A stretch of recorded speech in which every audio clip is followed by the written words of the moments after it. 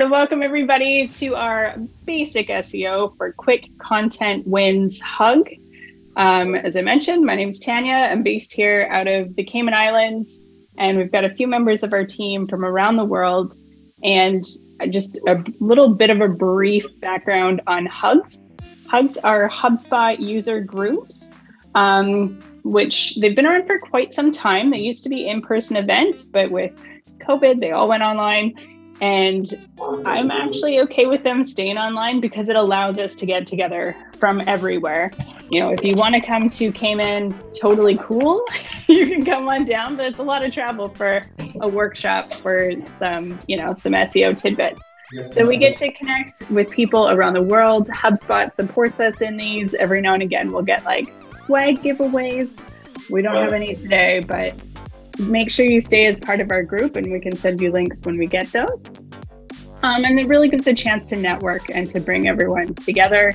You can, meet other people who are using HubSpot. You can pick their brains for some tidbits. We'll have open Q&A at the end of this session. So if you have like burning SEO questions, burning HubSpot questions, definitely stick around to the end and feel free. We can even hop in your portal and get really hands-on with what we can work on today.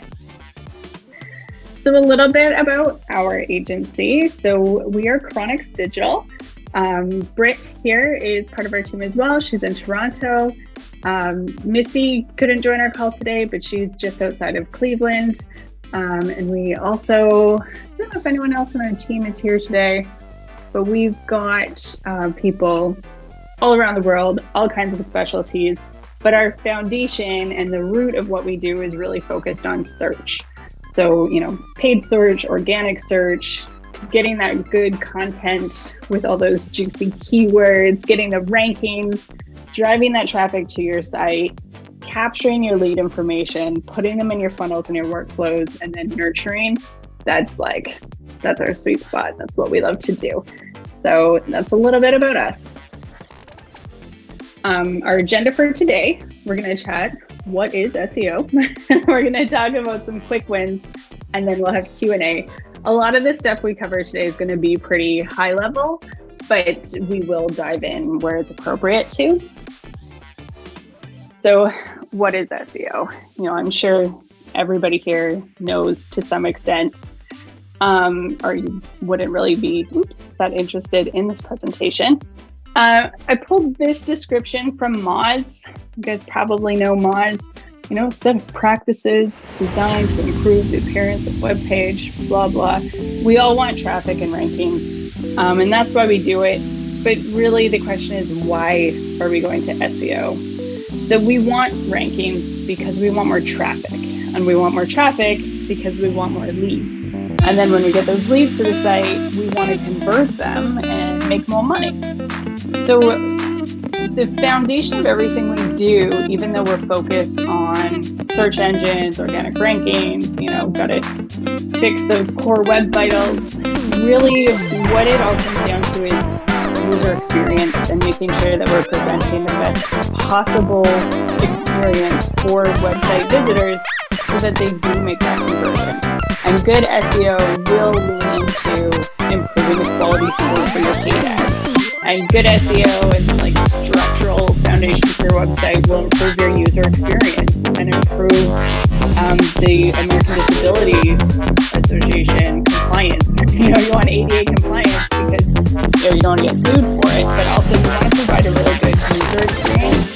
So when we keep working towards improving our SEO, we also want to keep in mind that our changes should improve all of them. An article on Search Engine Land says that less than 15% of websites meet Google's Core Web Vitals guidelines. And this is huge because in 2021, Google really said, hey, Core Web Vitals, this is our key indicator now instead of our 220 random ranking, bits and pieces. We're going to lean on Core Web Vitals. So a lot of what we talk about today is going to be basic SEO, but it all ties into these core web vitals, which are super important. We've done a hub before on improving core web vitals in HubSpot, so I'll share that link with you after so you can dive deep in all this.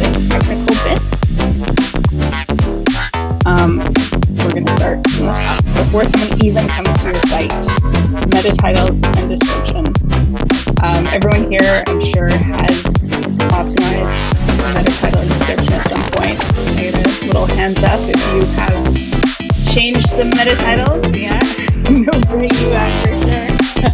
Yeah. Leanne, yeah. So we've all gone through there, and we get so many questions on titles and descriptions. How long should they be? Do we use keywords? Does it matter if we have dates in them? What's the best formula to put them in? And I'm using this example here. I was just searching for SEO tips on Google, as you do, and these are the results that came up for SEO tips. You see HubSpot is at the top. HubSpot's content marketing game is on point, so you often see them at the top of the list. Then you see down at the bottom here, we've got the most effective tips for 2023, which is good, sounds current. 2022 sounds not so current. So that's a good point about putting dates in your title tags. They can help for relevancy, but also if you're not on it, updating them, they can start to look stale. And Google they put the date stamp in there too, so you can see this 8 steps to a truly effective blah blah. That was posted March 5th, 2021, so it does start to get stale. And even though HubSpot's 19 SEO tips was posted in the same month of the same year, because it's number one, it looks more fresh, but also it doesn't have a date, which makes it seem a little bit more timeless. So a good tip for you here, if you're going to put a date in it, totally fine, looks compelling, update your date. Also, when you do that, republish your article with a more recent date so that you get this more recent timestamp on here. This isn't your first published date, this is your most recently updated date. So if you're, updated for 2023, backdate it to last week. It'll go back to the top of your content feed on your website, reshare it on social. You get all of those added benefits of having new, fresh content, and it took you 25 seconds because you just updated the date. That said, it takes more than 25 seconds. Revisit the content, check your links, make sure that it is fresh. Keywords in title tags. People say, do keywords matter? Yeah, they do. But more importantly than your keywords in your title tag, think of it will carry a little bit more weight to the end. For length, you can see that HubSpot's title is too long, so it's truncated. Google's just made it shorter because there was too many characters. It depends on if you're on desktop, mobile, the number of characters varies. Kind of best practice is 160 characters for your description and 50 to 60 for your title.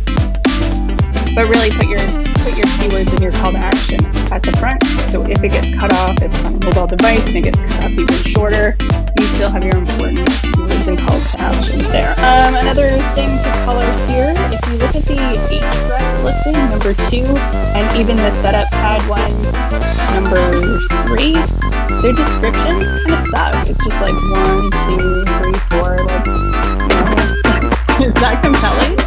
So why is it doing that? Surely Ahrefs, who is optimizing they're creating an article for SEO. You would think that they'd have a good SEO meta description.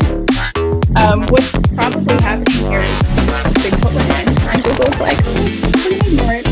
And then just pulling the content from the page. That happens a lot. So if you see that your meta descriptions aren't populating, that could be part of it. Google just change their mind and take whatever they want. But if this was not an SEO focused software and it was just a run-of-the-mill website of someone who might not know what they're doing, you will see this if somebody hasn't put another description in. So if you just didn't put one in, maybe you don't know where it is on the CMS to edit it, whatever reason it's not in there, maybe Google's not reading it correctly, it'll just pull the first content on the page, and that often is the 1, 2, 3, 4. Any questions on meta titles and descriptions that you might want to chat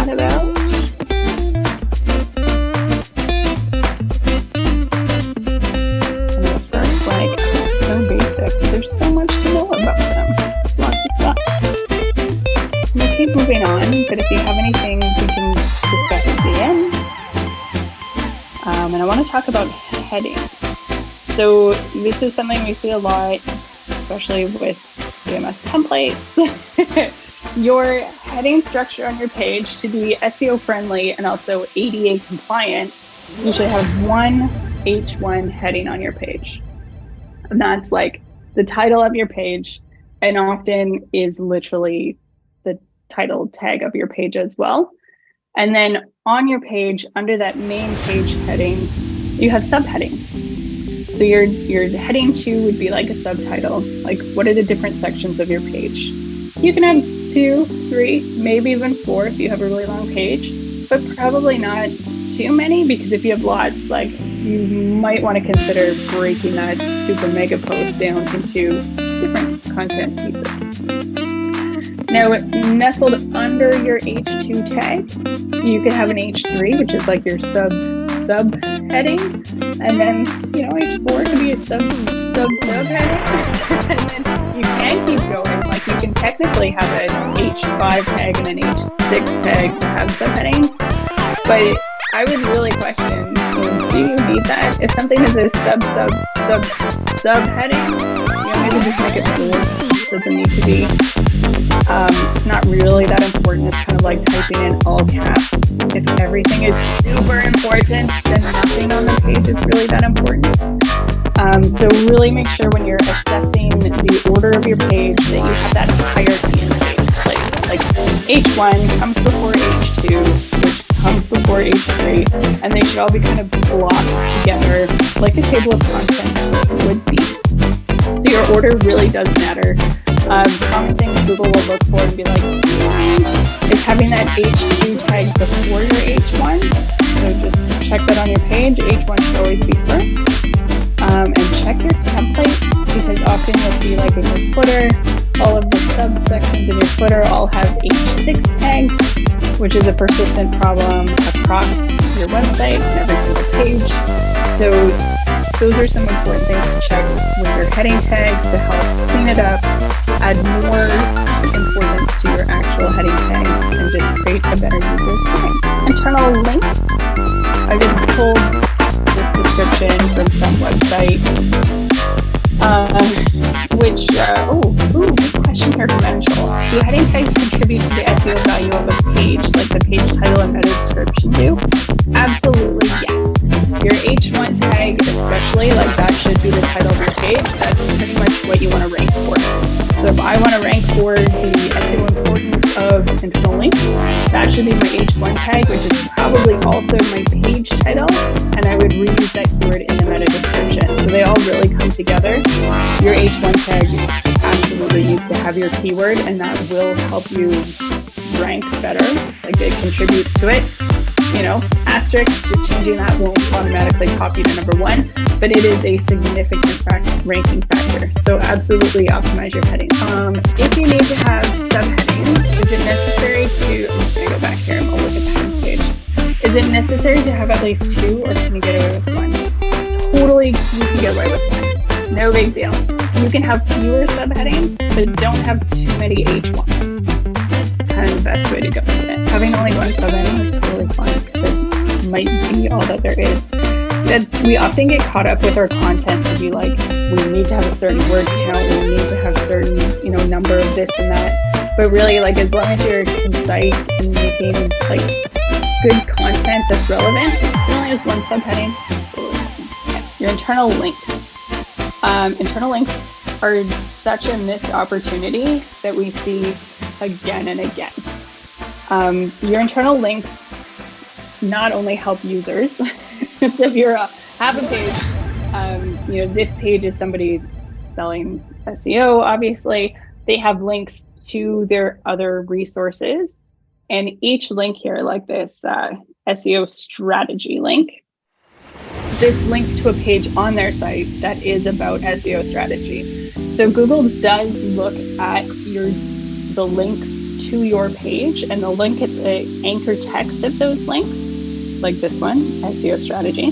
And they'll say that anchor text must be relevant to that destination page, or else, like, why would you use it? This was really, really solid SEO play back in, I can't remember the exact year, but when George Bush was president, he was Google bombed quite effectively because people were linking to his presidential page using that anchor text of miserable failure. And so because there was enough links with that anchor text pointing to that page, when you went to Google and you searched miserable failure, his biography page on the US government website would come up number 1. So that's just how effective this can be. It has since been adjusted, so you can't get away on just anchor text alone to shoot up to number 1, but it's still very heavily weighted. So you can't sync your competition with that anymore. No malicious SEO here, but it's still very, very valuable for your internal links. So anytime you're producing content, think about what other content do you have that's relevant, because linking to it helps to create that link association and build those link neighborhoods. Pooling those contents to be like, this is like topic content, and it hits those anchor texts. So if you're ever linking something with like, click here, stop yourself and reevaluate. Is there any way you can change that content? So instead of just click here and be like, name what you're trying to link to, like your SEO strategy, 3 downloadable ebooks, like something specific, contact us. And that can really help not only generate more income, but boost the SEO value of those destination pages. Some things to caution: if you have 2 links on the same page going to the same destination page, Google's really only going to value the first one. So you don't try and link to the same page 3 times with different anchor text, because it's only going to work for that first link. The other ones will work kind of like redundant, they'll skip over. And if you've been around a while, you've probably heard the term link juice, which is kind of an older phrase that people used to talk about how much link juice you can get for a page. Google only really looks at the first 100 links on a page. So if you're going super crazy and you've got 200 links, like, you're not going to pass value to all of them. Google kind of like checks out after 100. Like, people do research on this, which is really fun. Setting up pages to see how many links pass value. We don't have time to conduct those kinds of studies, but we'll read the article and be like, good for them. Moz, also a good resource. They do lots of studies on this. So try and keep your internal links not to a minimum, but definitely not inflated, because you're gonna cap out. And the kind of rule of thumb is about 100. After 100 links, you're not going to pass value. And for each link you have out on the page, you're diluting the value of it, your link juice value. Think of it as like a ball of Play-Doh. Every time you link out, you take a little piece of value for that. So the more links you have, the less and less value you're going to give, because you're distributing it along across more pages. That's all I have for links. Also other link cautions to talk about: linking out to pornography, casinos, other like shady content. That's going to count as your associated link neighborhood content. So those can hinder you. So, when you're linking out, really assess, like, is this a site we want to be associated with? So it's good to think about that one when you're creating a link as well. Cool. A lot for something that's, you don't usually think twice about. The next thing I'm going to talk about is probably the biggest SEO burden. When we're doing the audit, images are always like the number 1 issue for SEO. So the other things that we've talked about so far, your links, your headers, your title tags, like, those are really positive things that when you optimize them will help increase your visibility and ranking. Images are one of those things, if you do them well, good, you can get more image traffic, your site looks pretty, but it's more so if you do them poorly, you're gonna have problems. So we have seen some things with images, but the biggest problems with images are just massive images that slow down your page load. And if your page loads very slowly, it's a poor user experience, and Google will flag that right away and be like, your page load is slow, brings down your core web vitals. They can and will penalize you for that. So definitely what you want to do is add alt tags to your images. I'm going to screenshot here. But when you're uploading an image, before you upload it, make sure it's the right size for that place. And your website template probably has common ratios, like you see here. Maybe your hero is 16 by 9, and your thumbnails are actually the same but smaller. Maybe they're 3 by 2. If you're sharing on social media, you've got your 1-to-1 for Instagram, nice big square box, or you've got your Twitter site. Stick with those ratios, and then compress them so that it's a smaller file size, and reduce the size to fit that area, so you're not loading a 5,000 pixel wide image in a thumbnail spot. It just takes up a load of resources on the page, and it's not really worth it. Jonathan asked, if a client site is one page, the internal links are not an option, right? Not so much. So you might have, like on a one page, you might have your anchor links, so like hashtag contact, where you click it and it jumps down the page. But for the benefit of internal anchor links for SEO ranking, that's a self-referencing link, so it's not really going to do much for you. Okay, images. Resize them before you upload, compress them before you upload, and then when you save that file name, optimize your file name. It doesn't have to be img04279.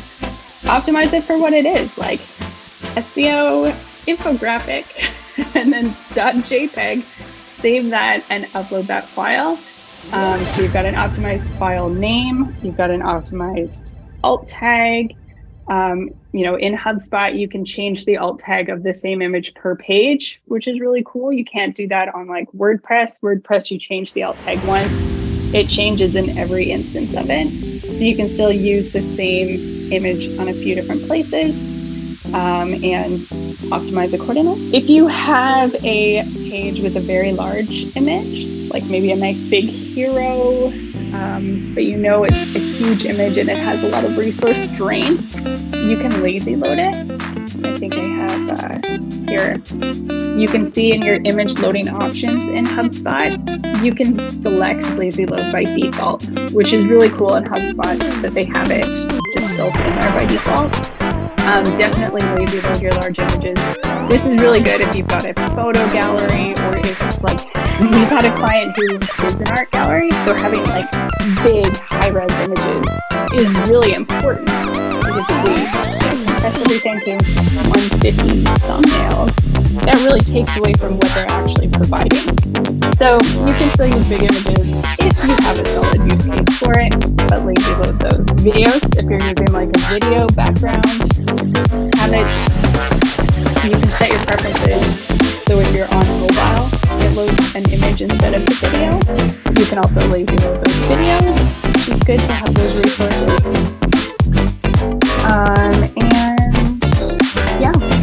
That's about it for images. So I would strongly recommend in your design different images for mobile and desktop. Swap out your videos from images on mobile, and just get really almost ruthless with like, do we need these images in these sizes or these videos in this location, and then optimize them. We already talked about that. And your CMS, if you don't see it in there by default, you can custom build your modules in HubSpot to just select, like, I want tablet to be this background, I want mobile to be this background, I want desktop to be this background, and you can put that right in there. So all of these things, like maybe internal links, will contribute to your core web vitals. Your your largest contentful link, your images will slow that down. Your first input delay, that is when you have like a form on your website or a button, the first time that you can actually interact with it. I don't know if you've noticed on some websites, like it'll load, but you can't actually do anything until the page fully loads. That's your first input delay. And the cumulative page shift is one that's a huge problem when like you're looking at the page and all of a sudden it like shifts down. Often you'll see that with images, like when the image loads, pushes everything down. Or if you have CTA buttons that take a minute to load, that'll do it. Advertisements. I think we have a GIF here that shows it. This one shows like when that CTA button loads down. And you will notice that a lot with HubSpot CTAs and HubSpot forms, is that they're fetching that resource, and sometimes there is a bit of shift. So if you're, running your Google Core Web Vitals report and you're like, why am I failing CLS? Check the pages that are failing and see if you're using some of these resources on it, because that can contribute. And there's different codes you can put in place to hold that space. So like on this first mobile screenshot, the page would still load and it would just have that gray space be a little bit bigger. And then when the button loads, it's not shifting the page, it's holding the space for that resource. This is always a fun one when you're like, oh, I'm gonna go back, and then you get the app. Zoom always does that to me, which is a fun one. They've just recently changed it, but it used to have the click, the email, password, whatever to log in, and then all of the single sign-on options. So I'd go to click the Google single sign-on, and then it would shift because it's adding other options, and then I end up clicking something like, I don't know, log in with something else that it tries to log me in. I'm like, no. So this one is a real pain in the ass, and it's for user experience. So Google will call you out on that because, this is one of those worst case scenario bits where the page shifts and creates a really terrible user experience. Most of the time for us, it's just an inconvenience and we don't even notice. Google doesn't like that at all. Just a few other things that are HubSpot specific that we get a lot of questions about. Because we do a lot of HubSpot CMS, web design and development, and we also do a lot of SEO. We get a lot of these questions together, being like, how do we fix this? If your pages are loading really, really slow, delay your chat. Most people don't need to see the chat option right away. Just delay it a little bit, or maybe put it on select pages. Sometimes chat can be really intrusive anyway, so maybe you can set if you need it on mobile and desktop, or only certain pages, certain devices. But I would recommend for everyone, hop into your chat settings and delay it 5 seconds or whatever you need to make sure that your page loads fully, so then it can load after the actual page loads. HubSpot forms is the same thing. If you are embedding your forms, they tend to load faster than if you're using the default modules to put your form in. So most of us, when we're building a page on our site, slide our form in, pick the form, and just go that way. It's the HubSpot forms by default are render blocking. So when you do your audit, render blocking resources, what is this? It could be your form. So you can check that out, and you can use the API if you've noticed that this is a big issue for your site.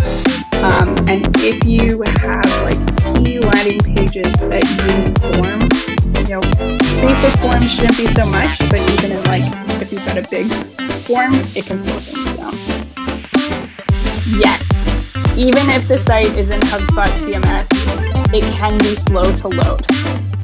So it's something that we check your pages, check your form pages, check your landing pages, do a quick audit. There are fixes and workarounds, but it's a culprit that we're like, what? Forms are so essential, especially on those key pages. Most of us, depending on your business, but most of us, we want leads. We want people to fill out the forms. That's our number one goal, so that we can convert them. So you don't want to take the forms away, but you want to make sure you're Google's not going to penalize you. Definitely check that out.